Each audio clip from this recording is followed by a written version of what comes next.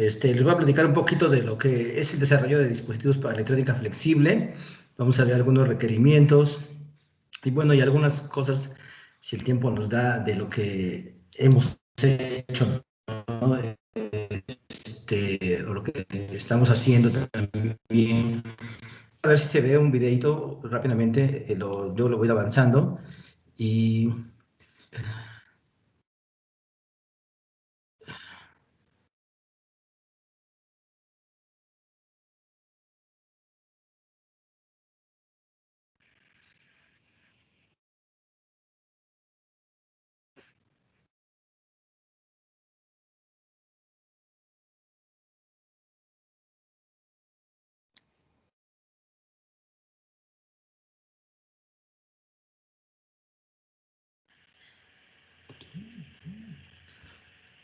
bueno, ahí lo que les presentaba pues era una aplicación que se había desarrollado ya hace un par de años, cuando empezó este boom de la electrónica flexible. Básicamente empezó en la parte de las pantallas, de los displays. Bueno, una pregunta: ¿qué pueden hacer como usuarios, como consumidores, al poder cambiar de forma o moldear un dispositivo, ¿no? Porque es importante, bueno, porque este mercado ha estado creciendo. Eh, bueno, ya ha habido unas presentaciones cuando hacen el show de las Vegas de los consumidores electrónicos, donde pues presentan avances más recientes y empezaron con esta parte de las pantallas de LEDs, OLEDs en los teléfonos celulares, y también empezaron a hacer algunos prototipos como lo ven ahí, de teléfonos que pueden ser moldeables, ¿no? O cambiar su forma de recta curvilínea. Ya lo vemos ahora. eh, las televisiones también empezaron sobre todo en la parte de displays, empezaron a crecer este mercado. Ahí, bueno, Samsung sacaba su pantalla también, ¿no? Con creo que es una película, un cómic ahí, de a ver si lo ven, no sé si lo reconozcan, de qué película es, para que no se duerman. Ah, No se la ve. hielo. La era del, la era del, La era del es- hielo. ajá, la era del hielo, ¿no? Ahí estaban proyectando en su pantalla curvilínea, que se flexionaba, esta película, ¿no? Entonces, bueno, la electrónica como la conocemos ha cambiado.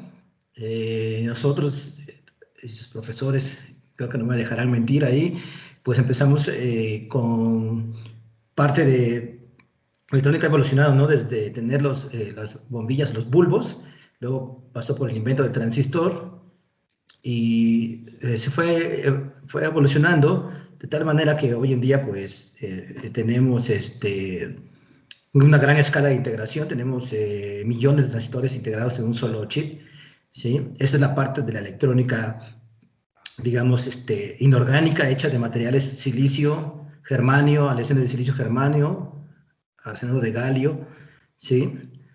Pero la electrónica pues ahora se ha dividido en dos partes, ¿no? Una que es la electrónica inorgánica y la electrónica orgánica, ¿sí? Entonces la parte de la electrónica orgánica pues va más relacionada a circuitos orgánicos. ¿Qué quiere decir esto? Que ocupan semiconductores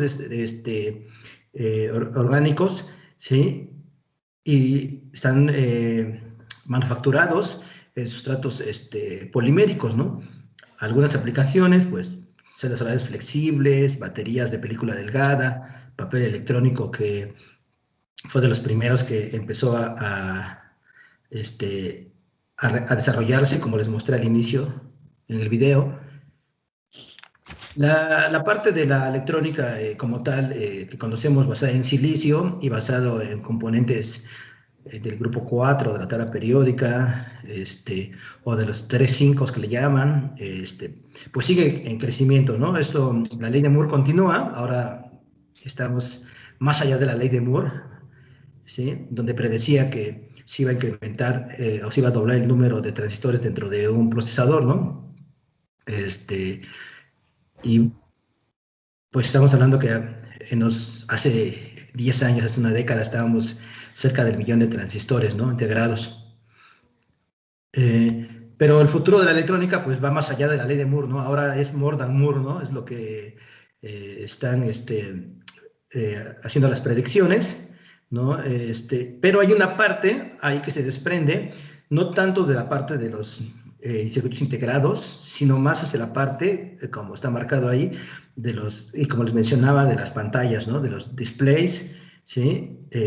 Y esa es una parte que pues ahora ha tenido mucho auge, ¿sí?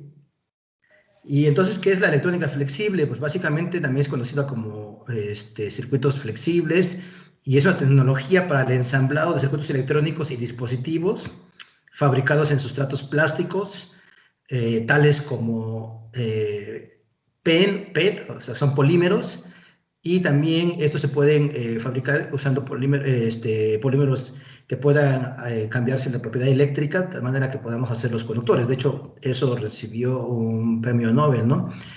Pensaría uno que un polímero pues originalmente era un dieléctrico, ¿no? Y la otra característica es que los hace transparentes, ¿no?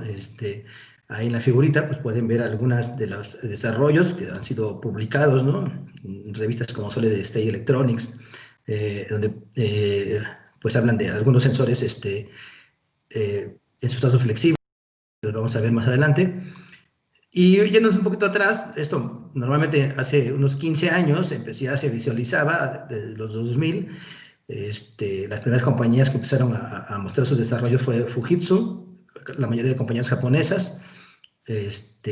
Luego sacó más recientemente el IMEC, el Instituto de Microelectrónica en Bélgica, desarrolló un sensor para monitoreo de señales de corazón, que ahí lo pueden ver en la mano, con la manita esa que está doblándose, un SG, que lo que hacía era pues monitorear el ritmo cardíaco, pero en lugar de usar los parches tradicionales, pues ya usaban este tipo de tecnología, ¿no? O se están usando este tipo de tecnología. Y bueno, eso es un poquito de la historia. Siguió evolucionando. Lo primero que encontramos fueron estos detectores o se conocen como los RFID, ¿no? Que se empezaron a introducir. Uno cuando los veía ahí o todavía están, ¿no? De repente uno va al supermercado y pasa por el arco de detección de productos que debes de pagar y suena, ¿no? Porque tiene todavía algunos tienen las etiquetas estas de RFID, funciona todavía en la parte de las autopistas, pues están trabajando, eso es lo que más se vende, lo que más volumen tiene. Y bueno, también hicieron algunas pantallas y unos LG hace unos 8 años anunciaba su primer papel o su primera pantalla para periódico electrónico, ¿no? Entonces, si vemos el panorama, este campo de la electrónica, pues tiene muchas áreas, ¿no? Como la misma rama lo permite, puede ser usado en ambientes inteligentes, en consumibles electrónicos, ahora está de moda los wearables, que son la electrónica vestible, en interfaces humanas para cuestiones biomédicas, en los autos también, ahora que estoy coordinando la carrera automotriz, pues no se imaginan la cantidad de dispositivos basados en esta tecnología eléctrica flexible que tiene el vehículo, ¿no? Uno pensaría que no, pero si uno ve las luces, por ejemplo, los LEDs, todo eso ya pues está hecho con electrónica flexible. Y bueno, pues también la parte de deportes y monitoreo para los deportistas de rendimiento, Nike o Adidas o estas grandes compañías usan parches que tienen, bueno, que son sensores que monitorean las variables de los deportistas en juegos y bueno, en seguridad y salud siempre se ha estado, ¿no? Esa parte es la que más se ha explotado. Entonces tenemos una gran gama, ¿sí? ¿Qué es lo que lo hace atractivo? Bueno, pues que son de bajo costo, ligeros, que pueden funcionar con dispositivos inalámbricos, ¿sí? Eh, y que pueden ser disponibles. Aquí este es un video un poco más reciente del año pasado. A ver, vamos a ver. ¿no?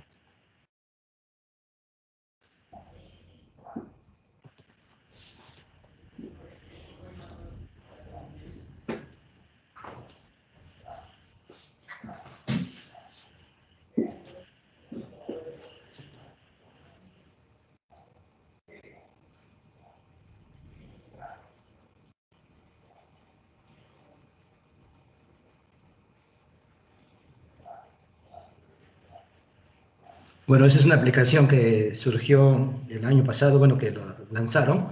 Y bueno, ¿qué es lo que tiene internamente, no? Estas pantallas, ¿cómo trabajan? Bueno, pues el elemento clave pues es un dispositivo que está basado en el transistor MOSFET, pero sus siglas cambian, ahora es TFT, ¿no? Es un transistor de película delgada, así son siglas Thin Film Transistor, que funciona con la misma idea del MOSFET, donde tenemos dos terminales, ¿no? Tenemos un drain y un source, una fuente y un drenaje, un canal, un dieléctrico de compuerta, ¿sí?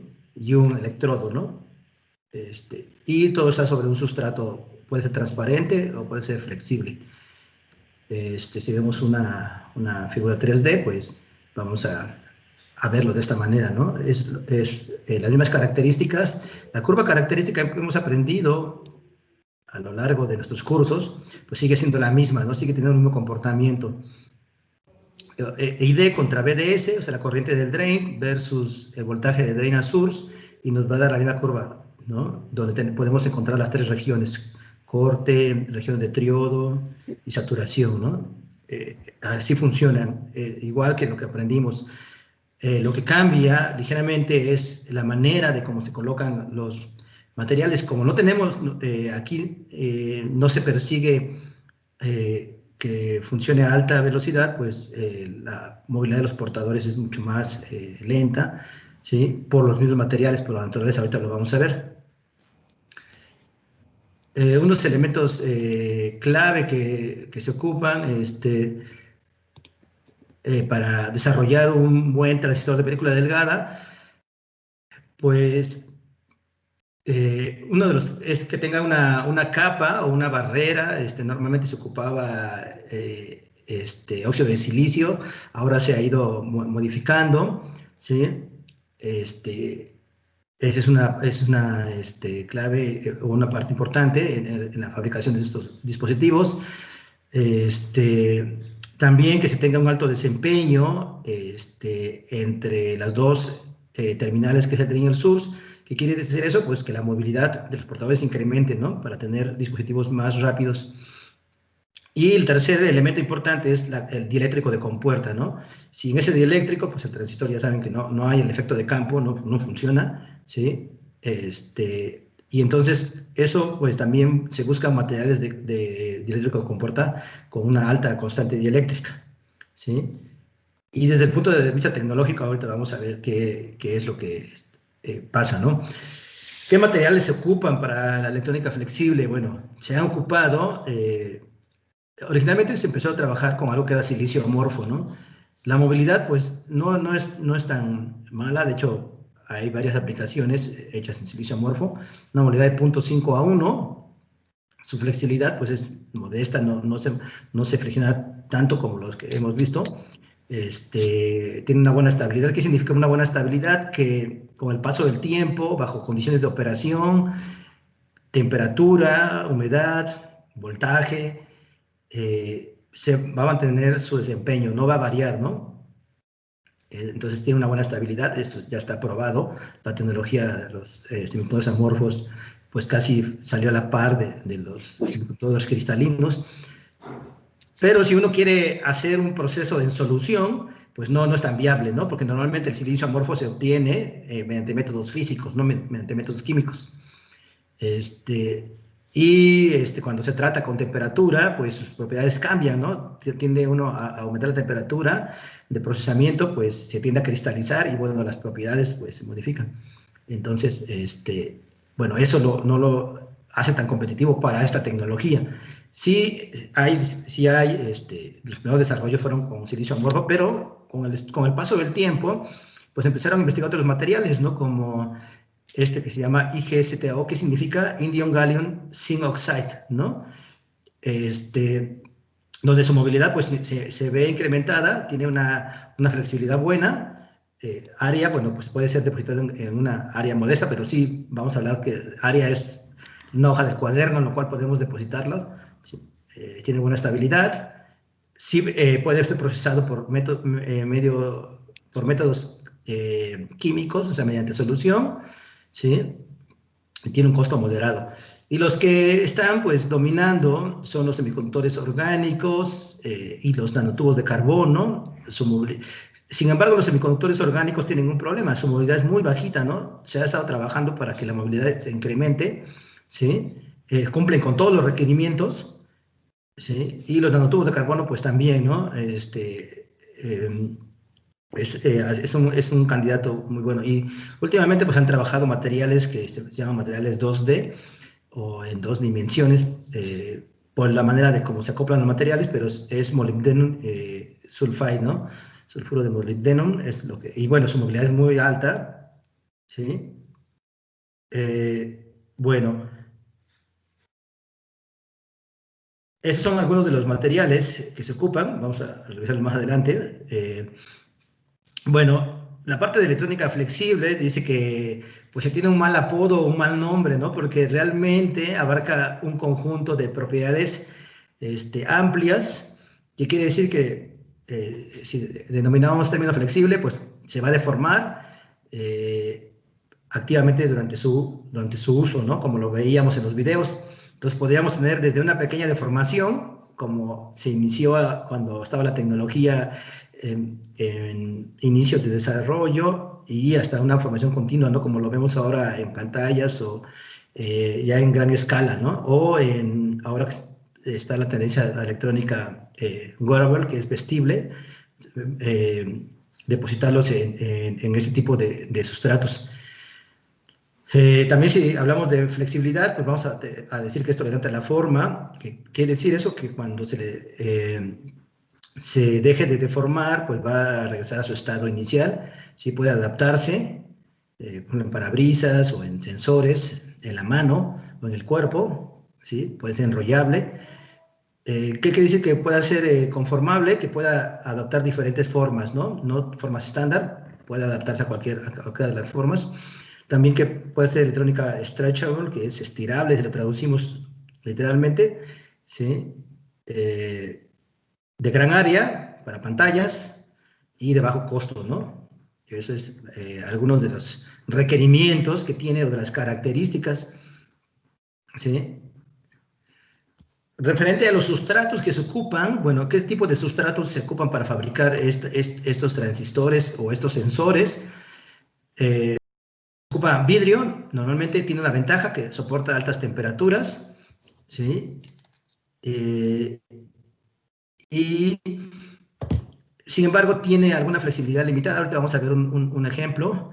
El otro sustrato que se empezó a usar mucho fue el PET, que es básicamente con lo que ustedes toman agua ahí en las botellitas esas de plástico, o PET, no son polímeros.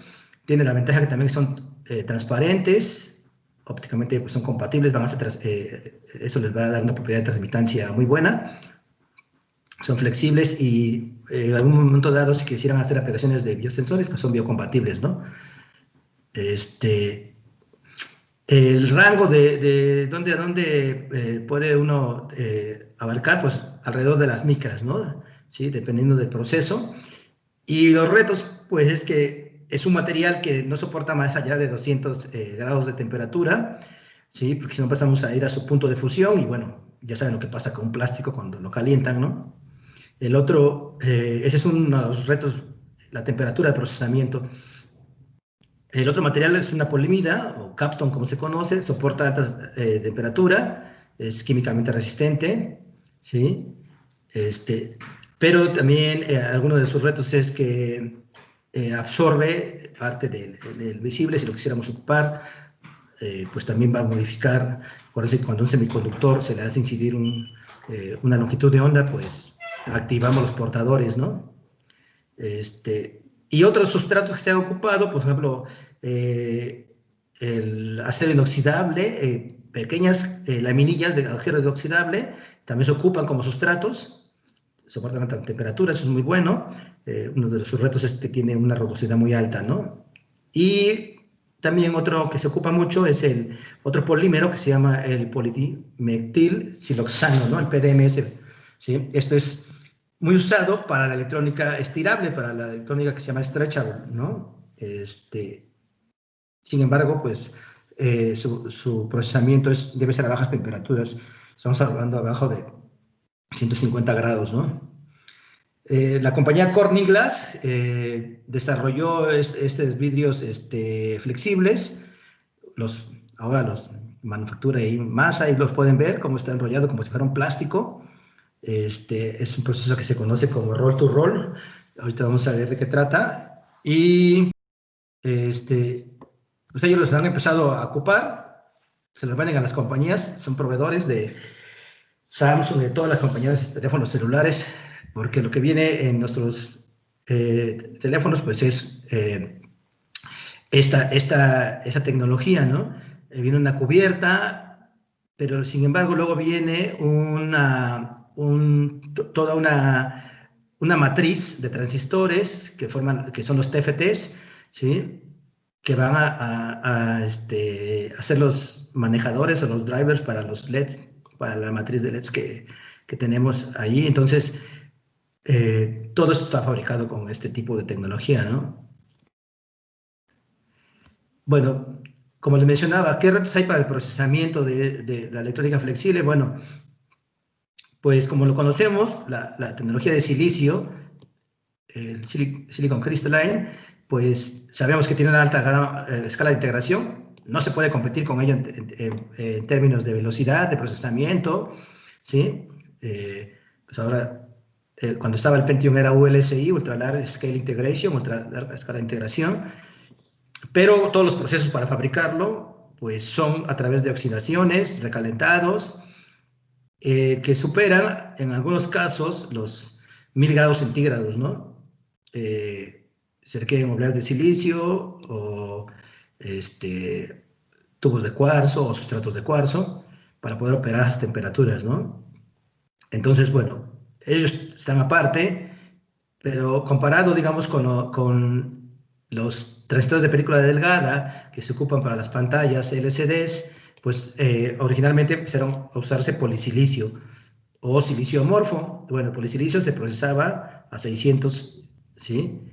Y después bajó la temperatura a 425. Normalmente el silicio amorfo, pues entre 200 y 250 grados es lo que ocupa para procesarse, ¿no? ¿Qué ventaja tiene? Que se pueden depositar en sustratos flexibles, ¿sí? O en vidrios, ¿no? Eso es una de sus ventajas. Y pues la tecnología siguió creciendo y ahora pues los transistores se pueden depositar en plásticos, ¿no? Temperaturas, como les decía, entre 100 y 250. Y los sustratos pues son polímeros, ¿no? Kapton, PDS. Muy bien. Un poquito nada más aquí para comparar, pues como les decía, pues no nos vamos a comparar la movilidad, ¿no?, de los portadores de los electrones del silicio, ¿no? Está a 600. Si se compara, por ejemplo, un silicio microcristalino que está en 100, 200, o un amorfo que está en 1, con los que se llaman los TFTs originalmente, pues no es comparable, ¿no? Pero, sin embargo, tiene otras ventajas, ¿no? Esto, pues, podemos usar grandes áreas que en el silicio cristalino no se puede, ¿no? No podemos tener hornos tan enormes, tan grandes para hacer ese procesamiento. Y bueno, otros semiconductores orgánicos como el pentaceno, pues movilidades un poquito más bajitas, compiten con los amorfos, que es su competidor, ¿no? Y algunos orgánicos también, ¿no? Aquí, las temperaturas de depósito pues deben de ser entre el orden de 100 grados centígrados. Tienen una movilidad muy bajita, ¿no? Eso es una de sus. Esos son los que se ocupan para capa activa. ¿Qué quiere decir capa activa? Pues el semiconductor, ¿no? Dijimos que tenemos metal, semiconductor, aislante, ¿no? En la tecnología. Bueno, voy a mostrarles el procesamiento el clásico procesamiento para fabricar esto, que es el método roll to roll, ¿sí? ¿De qué trata esos métodos de procesamiento? Es un método de procesamiento convencional que lo que hace es imprimir sobre estos sustratos los diferentes materiales y se va formando el dispositivo. El otro método que empezó a tener auge, ahorita que tiene mucho auge, es la fabricación por métodos de inyección, impresión de inyección.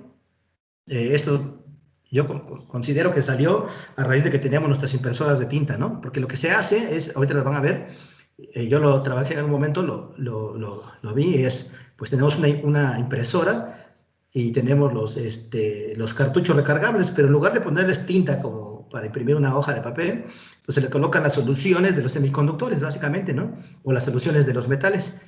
Y entonces ya tiene previamente un patrón cargado, un patrón geométrico para ir construyendo las estructuras, ¿sí? Es un proceso directo, es de bajo costo, ¿sí? Pero bueno, hay muchos retos que hay que solucionar en esta parte. Y el otro método de impresión, que está basado también en esas técnicas de impresión, pues es el de offset, como lo que nosotros conocemos cuando vamos a sacar unas fotocopias y decimos que nos saquen offset. Se hace a través de impresión simultánea de capas, ¿sí? Algunos desarrollos basados en impresión, pues aquí los podemos ver. Por ejemplo, sensores táctiles, hay algunos acá. Esas son las matrices de lo que les decía, de los TFTs, de los transistores, ¿no? Otros están en sustratos transparentes, con el PDMS como el polímero, como que les mencionaba, ¿no? Como sustrato. Bueno, vamos a ver el método de inyección. Aquí les voy a, a ver si se ve. Es cortito el video. Traté de buscar lo más corto que hay para que no se me aburran.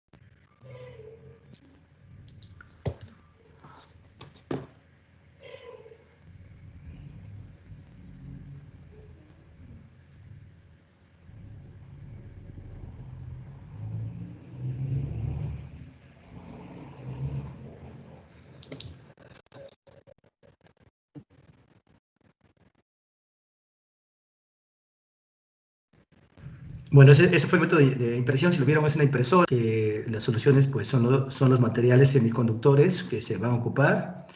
Y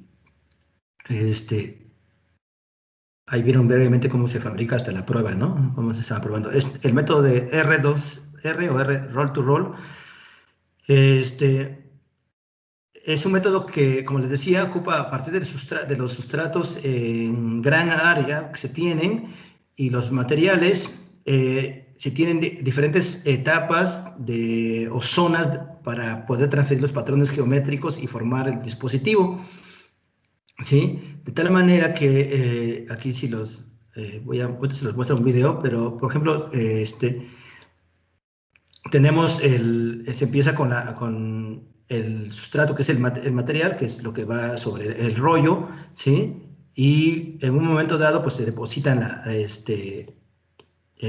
mediante soluciones, por ejemplo, aquí dice aluminio, ¿no? Luego pasa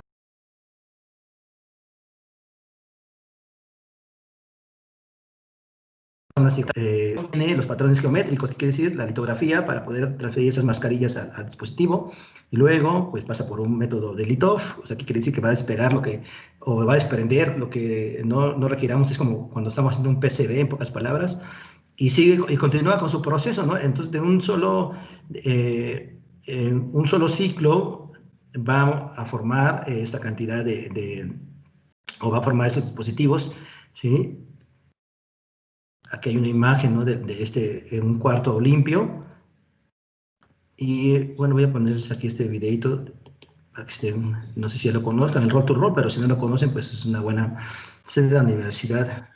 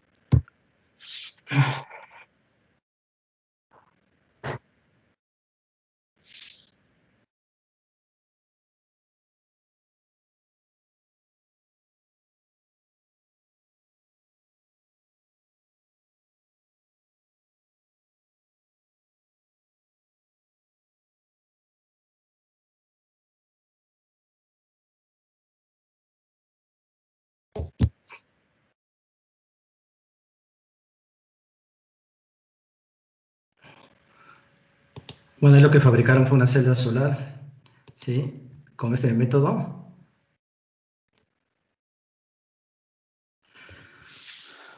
Bueno, también parte de estos dispositivos se han ocupado o se han estado desarrollando para robots, de tal manera que la parte de la matriz de sensores que pueden ver ahí en la mano, este, tenga la capacidad de sensar, por ejemplo, temperatura, presión, ¿sí? En el año 2013, el grupo de doctor Somella en Japón, pues, fabricaron unos sensores, ¿sí? Y le llamaron la piel electrónica, ¿no? Electronic Skin. Su trabajo, pues, ha tenido más de 1500 citas, ¿no? Es un trabajo muy innovador. Hicieron lo que le llamaron el globo de oro, basado en transistores de película delgada orgánicos, ¿sí? Para crear la primera piel electrónica, ¿no? Este, Y a partir de ahí, bueno, pues son sensores táctiles. ¿Por qué? Este, porque pues, la piel humana puede proporcionar diferentes variables, ¿no? Podemos tener percepción de temperatura, tacto, presión, flujo de aire, y bueno, pues cumple con los requisitos de poder amoldarse a cualquier superficie, ¿no? En este caso, como si fuera la mano. Después continuaron, la gente, una vez que se publicó esto y ya estaban trabajando, pues se dio la tarea de también desarrollar otro tipo de sensores. Ahí lo que ven son sensores de presión también, en sustratos de PDS, ¿sí? Y lo que hacen ahí en lugar, ellos usan un material que se llama, o es una aleación de indio y galio. Esta aleación, pues, permite inyectarse en microcanales del polímero. Previamente, pues, hace el molde, ¿no? Y se inyecta esta solución que a temperatura ambiente pues sigue sin solución, y luego se hace un curado a 60 grados centígrados, de tal manera que se puede tener este tipo de estructuras.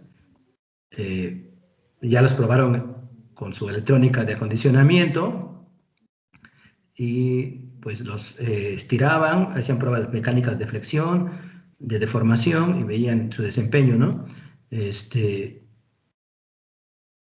Y eso pues abrió la posibilidad de usar esto mismo en otros tipos de estructuras. Eh, Después ha habido otros que no son de este tipo, sino son más capacitivos, que han sido colocados en los dedos, este, de, de prótesis robóticas, ¿sí? Y bueno, han hecho algunos experimentos ahí. Lo que hacen en esta estructura, pues básicamente es un sustrato igual nuevamente flexible, con dos electrodos interconectados, que es cromo y oro, y forman un capacitor de placas paralelas, ¿no? Que al deformarse, pues cambia su valor de capacitancia, ¿sí? Y bueno, pueden leer estas señales de presión y de tacto. Entonces, bueno, hay aplicaciones, ha habido más. Ahorita les muestro unas usadas en energía o en energías renovables. Y lo que se tiene, pues, son circuitos impresos flexibles, pantallas, celdas solares, baterías. Me voy a pasar estas para no aburrirlos. Bueno, ¿cómo se manufacturan? Si se quiere usar silicio, bueno, también el silicio puede ser usado, no como tal la oblea de silicio, sino silicio desbastado, que quiere decir que puedan tener del orden. Una oblea normalmente de silicio, su espesor está alrededor de 300 micras, pero si se ocupa alrededor de nanómetros, de unos 100 nanómetros, puede ser ocupado para estas estructuras, ¿sí?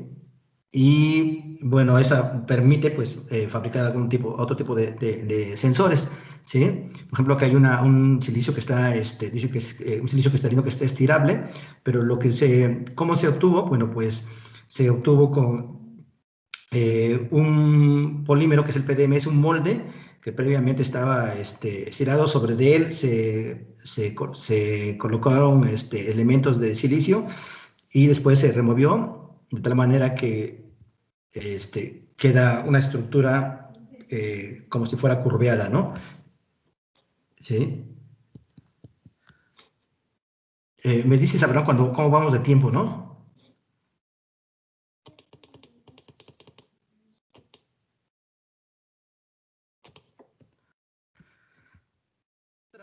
Otra aplicación que se ha hecho en circuitos integrados en sustratos que se pueden estirar. Aquí hay una imagen voy a regresar tantito, ahí está los circuitos integrados, este, de silicio sobre sustratos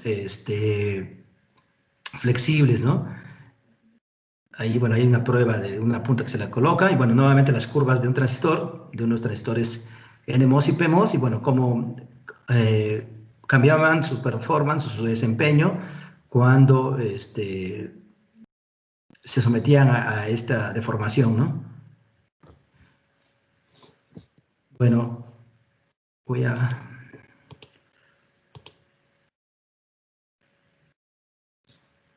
Aquí hay otra aplicación de estos mismos.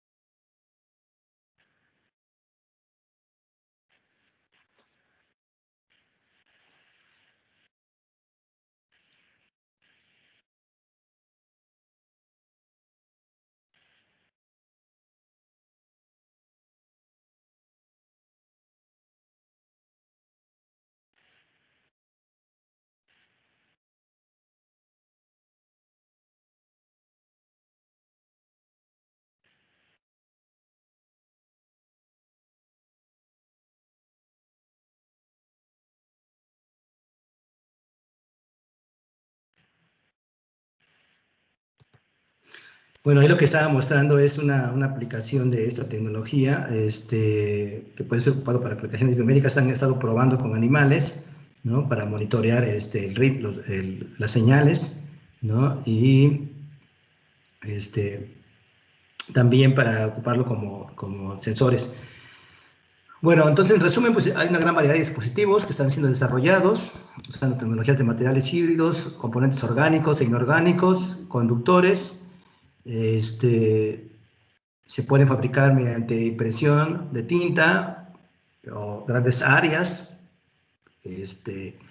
y se pueden todos construir a base de películas delgadas, ¿no? Otras aplicaciones en energías renovables, pues las hemos visto, las celdas solares que se pueden cambiar de forma de gran área, ya han sido colocadas y bueno, ahí les mostré unos ejemplos hace rato. Se muestra el desempeño ahí de una celda solar flexible, ¿no? Sobre sustratos de plástico, ¿sí?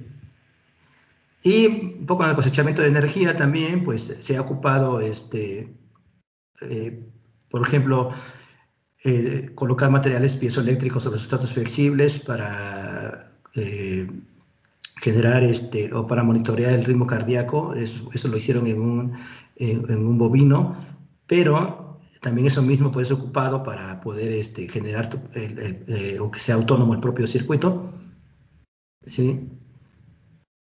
Y otras aplicaciones también se pueden cosechar la energía del calor que estamos generando cuando hacemos actividad física, y pues, pueden ser ocupados como como una fuente de alimentación, ¿no? Es una aplicación que también ha salido. Por ejemplo, ahí lo que hicieron fue prender unos LEDs y puede ser potencialmente aplicado a teléfonos o a algunos consumibles como relojes. Ahí está lo que les decía, se ocupa básicamente a base de generadores termoeléctricos, ¿no? Y bueno, lo que habían reportado en ese paper fueron 40 miliwatts. Ahí se puede ver que son solamente la diferencia de temperatura entre el ambiente y lo que tenemos en la piel, pues generaba un voltaje, ¿no? Bueno, entonces, bueno, vamos a ver que lo que hemos hecho, nada más como resumen, pues la electrónica orgánica no tiene nada que ver con la comida orgánica, ni los estilos de vida que tenemos o alternativos que la gente puede tener, sino básicamente se basa en soluciones, ¿no? De carbón, ¿sí? Puede ser impresa, ¿sí? De bajo costo, pero no necesariamente, y pues podemos tener electrónica en plásticos, de gran área. ¿Con qué materiales orgánicos? Semiconductores, materiales inorgánicos, tintas metálicas o nanopartículas de semiconductores, ¿sí? Y procesos tecnológicos que han suplantado a los tradicionales por medio de impresión de tintas, ¿no?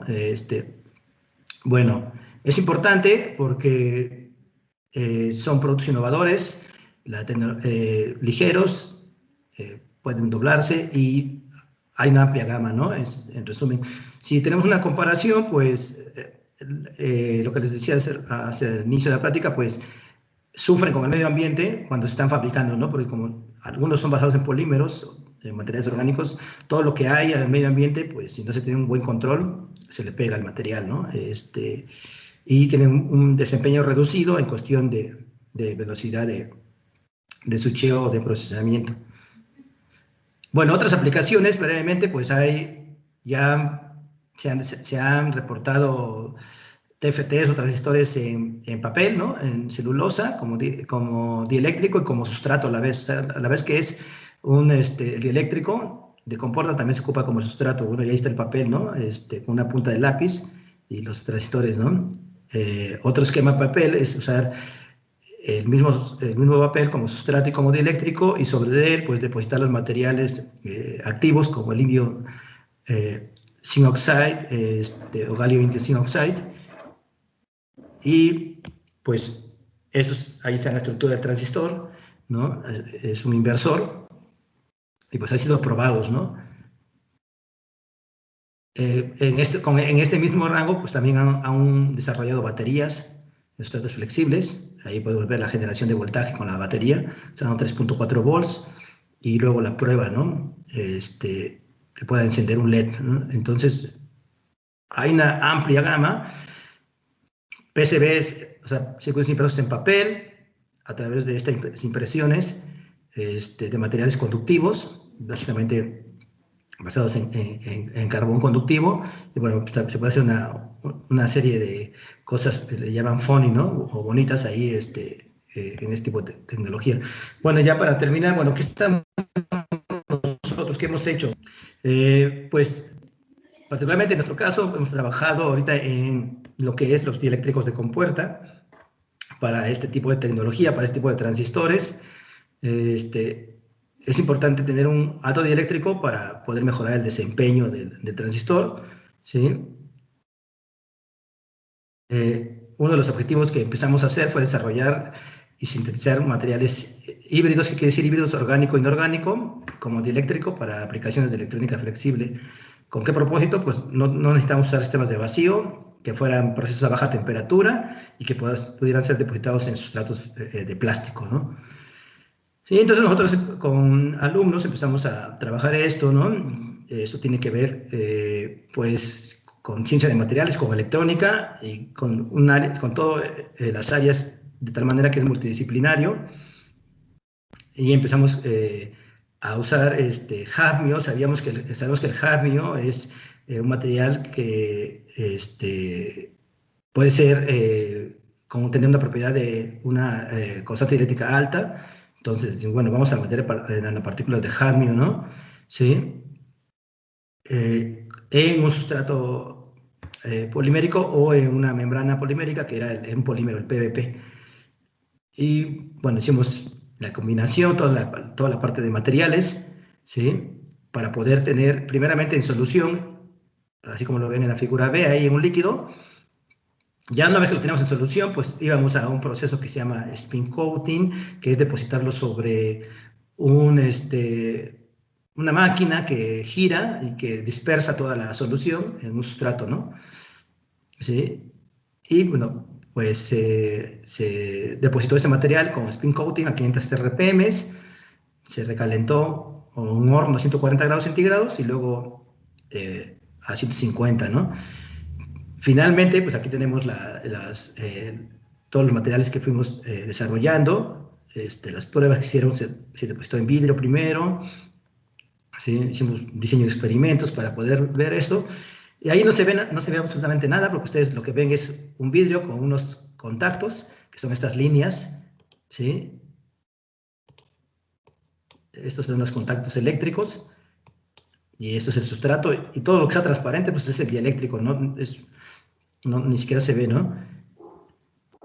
Pero ya una vez hicimos las pruebas, un medidor de capacitancia en voltaje, y bueno, vimos el comportamiento, ¿no?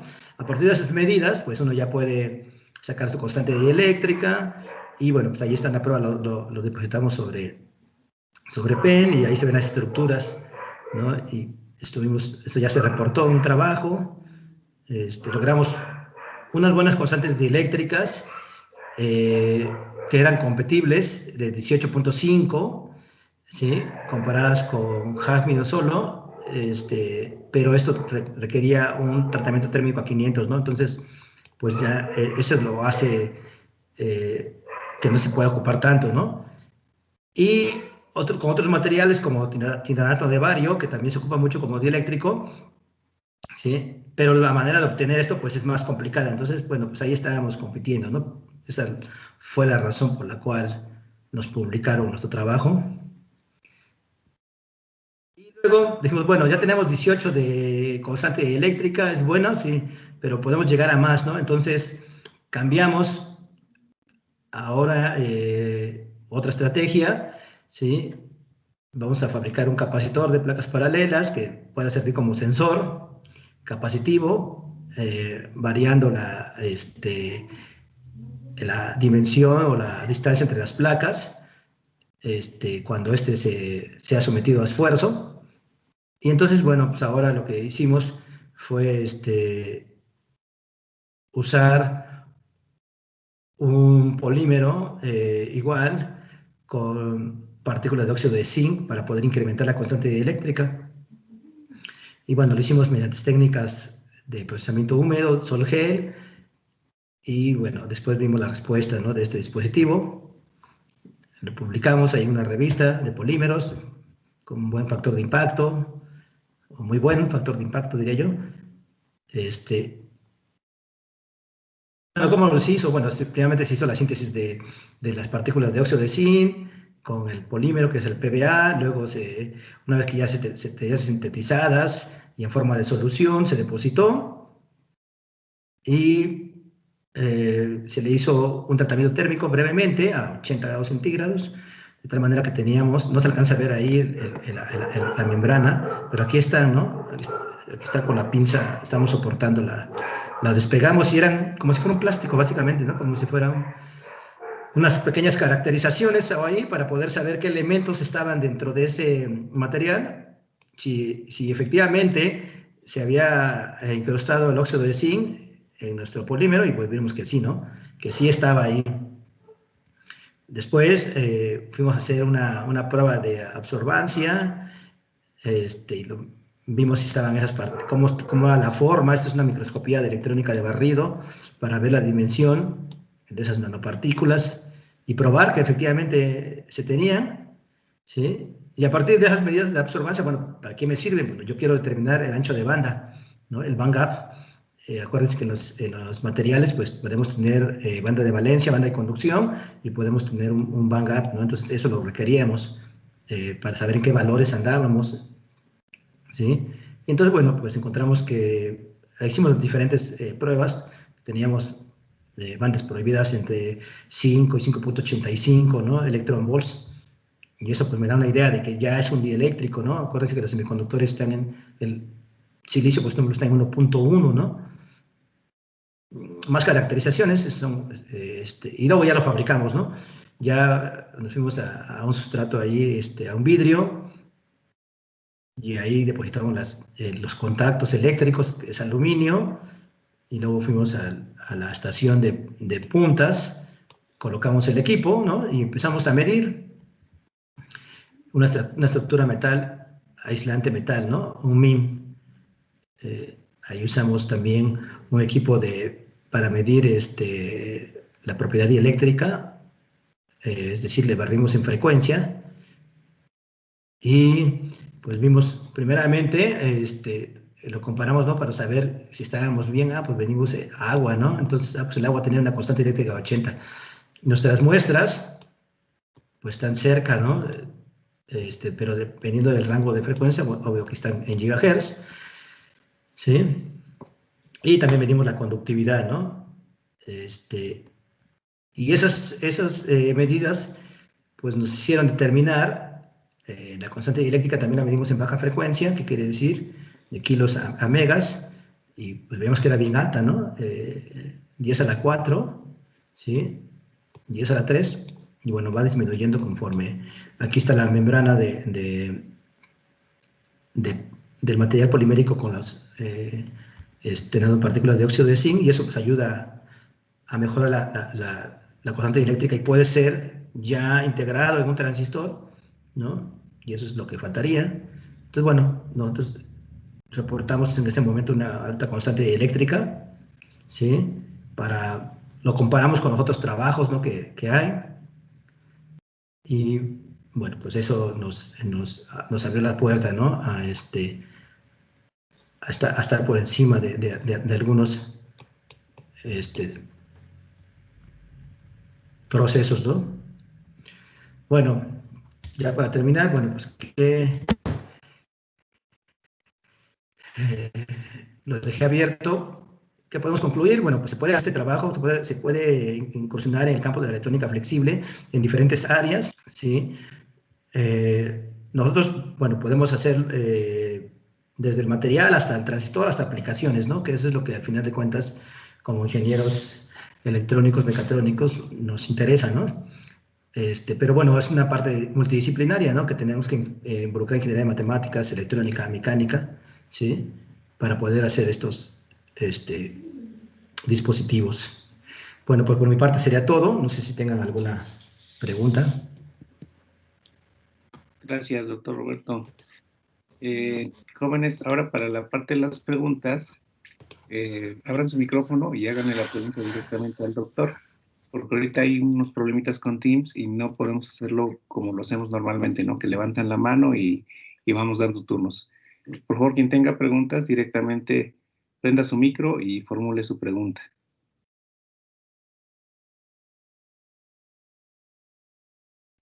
Si nadie tiene preguntas, ¿puedo preguntar? Sí, adelante, doctora. Bueno, en ambos casos, en ambas preguntas sería enfocada a la parte de biomédica o de bioingeniería. He escuchado, por ejemplo, que los grandes productores de ganado, de carnes, en particular los del norte, habían usado algunos dispositivos electrónicos para medir ciertas características en sus reses. Creo que estaban midiendo cambios de temperatura y creo que hasta pH y demás, como indicador de que estaban dañados o no, que estaban enfermos, porque al parecer cuando son grandes extensiones de terreno con ganado, se pueden extraviar las reses y se quedan muertas en el campo. Mi pregunta así concreta es, ¿qué tan caro sería producir ese tipo de sensores? Que incluso puede ser un sensor de posición nada más. Sí, sí, bueno, efectivamente se ha estado trabajando, bueno, no, para poner el contexto de la pregunta, la respuesta, más bien dicho, por ejemplo, medir la frescura de la carne, ¿no? Digamos, esto lo hacen algunos países para que los productos que entran bueno, para sus ciudadanos, pues no estén frescos, ¿no? Y efectivamente se mide en algunos casos el pH, ¿sí? Esa es la manera de que puedan medir la frescura de cómo está o cuántos días tuvo de que la res ya la sacrificaron, ¿no? Bueno, eso es por un lado. Y por otro lado, por ejemplo, si se quiere trabajar en la parte de monitorear tanto animales, también se puede hacer. El costo, digamos, tanto del sensor no sería digamos, yo lo veo así desde mi punto de vista, que lo hacemos a nivel prototipo, no sería tan caro. A lo mejor lo más costoso pues va a ser conectarse a la red, ¿no? Se ha hecho para estudiar la vida salvaje. ¿Qué quiere decir esto? Que, bueno, algunos artículos y algunos reportajes lo han mostrado. Me acuerdo bien de que lo hicieron en un oso y en unas cebras.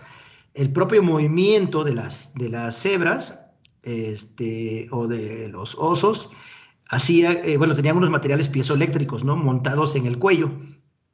Y entonces eso iba almacenando la energía en un banco de baterías, y a la vez tenía un circuito transmisor que era el que mandaba, bueno, tenía, me supongo, toda la parte del GPS, porque los investigadores, pues, iban monitoreando el trayecto, ¿no?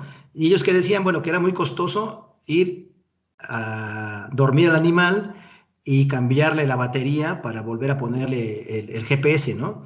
Entonces ese proyecto era básicamente con el propio movimiento del animal, así que luego le paso la referencia, poder aumentar el tiempo de vida de la batería del GPS para estar monitoreando todo el trayecto.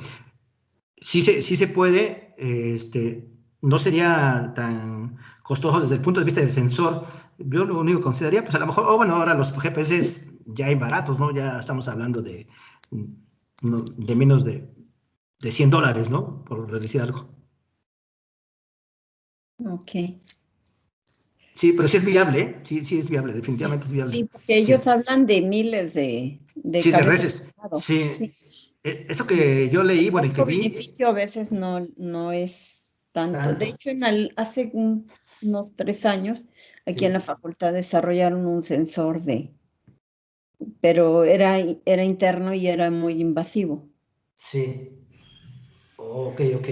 No, pero sí podría ser, sí podría ser viable, ¿eh? Tanto Ok. para monitorear la posición del animal como incluso pues, para monitorear algunos otros signos, ¿no? Sí. Muy bien. Y la otra es, pues, desarrollar, digamos, un tipo de mallado similar para detectar, pues, algunos datos importantes que pueden ser, por ejemplo, electroencefalográficos, temperatura, presión, pH, no sé. En mi caso, que hago modelos matemáticos en bioingeniería, lo que nos importan a veces es algunas mediciones, pero cuando usamos sensores de los que ya existen en el mercado, tenemos la reserva de que no siempre nos proporcionan todas las mediciones que nosotros queremos, y tenemos que en general restringirnos a lo que nos está proporcionando ese tipo de equipo. Entonces, lo que nosotros ya estamos intentando es trabajar con especialistas que nos diseñen o involucrarnos también en los proyectos que nos permitan diseñar los sensores de manera adecuada, o sea, a lo que nosotros queremos, a lo que Claro. nosotros necesitamos, porque hay enfermedades degenerativas que nos permitirían estar monitoreando a los pacientes y atenderlos de manera más pronta y además sin ser invasivos. Pero, Claro, claro. pues sí, siempre está el costo-beneficio, ¿no? Sí, en la parte médica, esos sensores han tenido mucha aplicación, ¿eh? Sobre todo esos sensores tanto piezoresistivos como piezoeléctricos para el monitoreo de algunos signos vitales, ¿no? Como presión arterial, en algunos casos, he también visto temperatura y pueden medir oxigenación. Aquí, creo que lo que ustedes requerirían es como que estuviera monitoreando en tiempo continuo, ¿no? Que no tuviera, para que no se perdieran datos, me supongo, Sí, ¿no? exacto. Y entonces Sí, son cuestiones también de almacenado, ¿no? exactamente, son cuestiones de almacenamiento, pero sí, ahí donde yo estuve, ahora sí que le voy a decir, donde estuve haciendo mi estancia sabática, tenían un proyecto similar, pero más que nada para monitorear personas de la tercera edad, que le llaman elderly people, ¿no? ¿Por qué? Porque como es un país que nada más tiene un hijo, o no tienen, mucha población ya se ha hecho viejita, y de repente, pues, se enfermaba la persona adulta y no sabían si alguien le iba a auxiliar o si iba a requerir un tratamiento, ¿no? Entonces empezaron a hacer, efectivamente, y un problema que tenían era la capacidad de almacenamiento, ¿no? De que los sensores estuvieran transmitiendo todo el tiempo, y almacenándose esos datos para poder monitorear los signos de estos pacientes. Pero sí se ahorita puede, voy a preguntar en qué quedó, porque eso lo estaban haciendo, a mí me tocó verlo, ¿no? Cómo lo estaban haciendo con las personas, pero particularmente iba muy enfocado a la tercera edad. sí, nosotros ahorita bueno, ya habíamos estudiado cuestiones de epilepsia y lo que Sí, queríamos era tener una información de tal modo que nos pudiera prevenir o que previniese a la persona que padece la epilepsia para que se pusiera a resguardo. De hecho, estamos en una tesis desarrollando una alarma que nos permita eso, pero son con sensores de los que ya existen en el mercado. Y la otra situación que se vino actual, bueno, más actual, que es por la cuestión de la pandemia, hay personas que se deprimen claro. o que están en un estados de estrés muy altos. Entonces hay una relación entre depresión, estrés y demás que orilla a pues algunas personas hasta llegar al extremo de cometer suicidio. Entonces, si esas personas están al tanto con su médico, que se tuviesen sensores de esos cambios de estado de ánimo, como ya sea estados de ánimo y los que se pueden detectar con algún sensor, como Sí, pudiera ser una actividad de frecuencia cardíaca dieta, que cambie muy rápido, de tal modo que también le avise al médico que está pasando una crisis y para que el médico se ponga en contacto con él o las personas cercanas al paciente. claro. No sé si Entonces, esto es muy todo va interesante eso. enfocado a cuestiones de prevención, ¿no? Sí, sí. Sí, sí, sí es muy interesante esa parte. Yo creo que sí, se podría desarrollar hacia esa aplicación, sobre todo ahorita en esos tiempos, ¿no? Y que te pueda alertar o prevenir, ¿no? De alguna Ujú. situación. Muy bien, ¿no? Sí, voy a revisar y si hay alguna idea o encuentro alguna información, yo se la hago llegar a su correo. Muchas gracias, doctor. Sí, sí, gracias por las preguntas, están muy buenas. Bueno, y gracias por las Sí, respuestas. sí, sí. Gracias, doctora Montserrat. ¿Alguien más de los presentes que tenga alguna pregunta puede tomar el micrófono y hacérsela al doctor?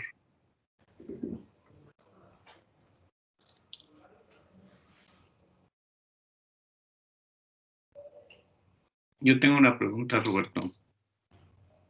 A ver, dime, Abraham.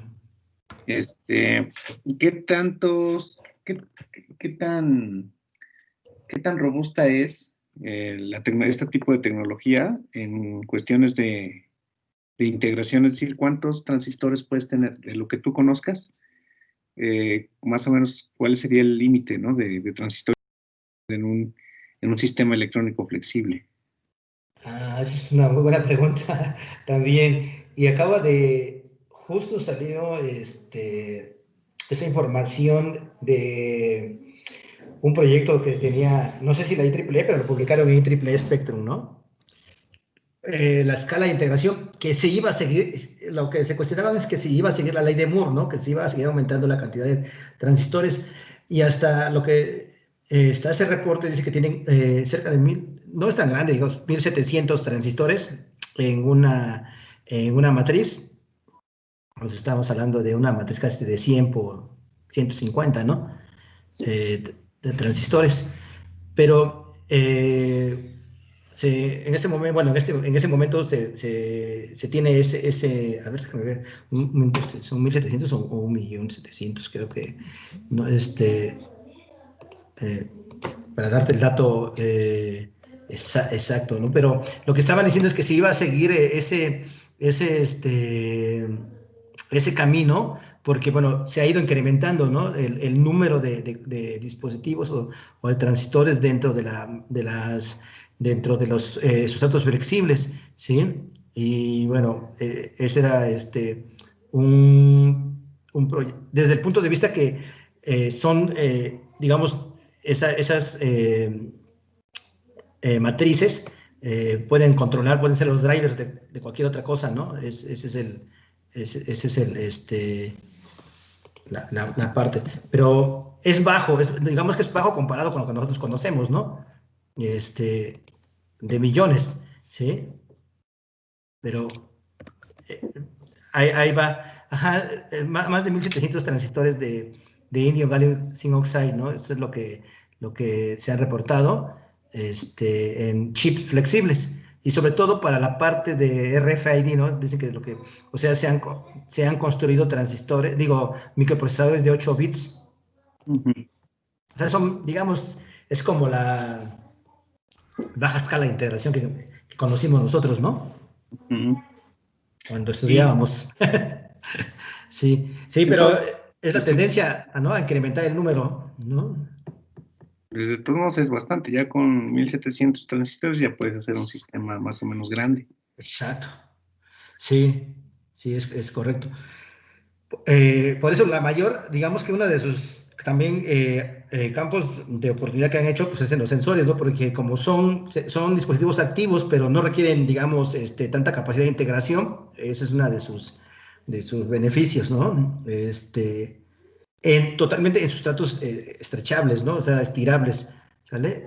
Esa es una de de sus ventajas. A mí lo que me llama también la atención es a nivel dispositivo puedes, la escala de integración es baja, Sí, pero aún así no te limita, ¿no? Por ejemplo, los videos que mostrabas, ¿no? Creo que eran tablets, ¿no? Los celulares estos que se doblan, pues un celular pues no es precisamente una escala de integración baja, ¿no? Al contrario, pues una escala de integración alta. Pero ahí me imagino que más bien lo que es flexible es la pantalla, ¿no? O sea, claro, la pantalla sí, ahí no tiene limitantes. Sí, eso no tiene limitantes, ¿no? La pantalla es la que se puede doblar y la parte esta que son los drivers, pues es electrónica, que conocemos, ¿no? La silicio germanio, ujú, de alta movilidad, ¿no? sí, Sí, este, sí, pues así muy. están. Espero que les haya llamado la atención. Si no lo conocían, que hayan conocido un poquito más, ¿no? ¿Alguna pregunta que alguien todavía tenga? Todavía tenemos tiempo para una pregunta.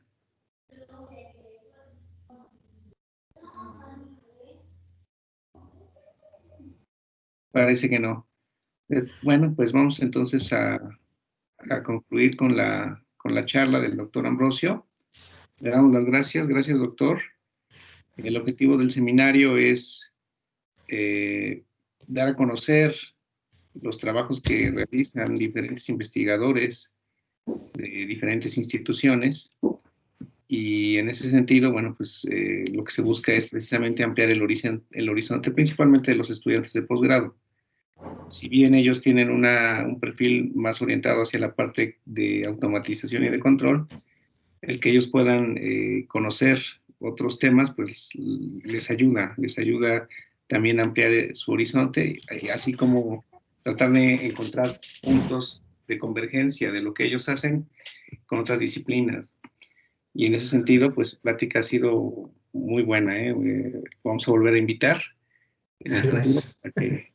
para que nos siga platicando de lo que está haciendo con su grupo y de cómo va el update de la electrónica flexible. Órale, gracias, gracias. Espero que les haya llamado la atención. O sea, efectivamente, nada más para terminar, pues sé que la maestría es en automatización y control, pero digamos yo les hablé para la parte de los dispositivos, de los sensores, ¿no?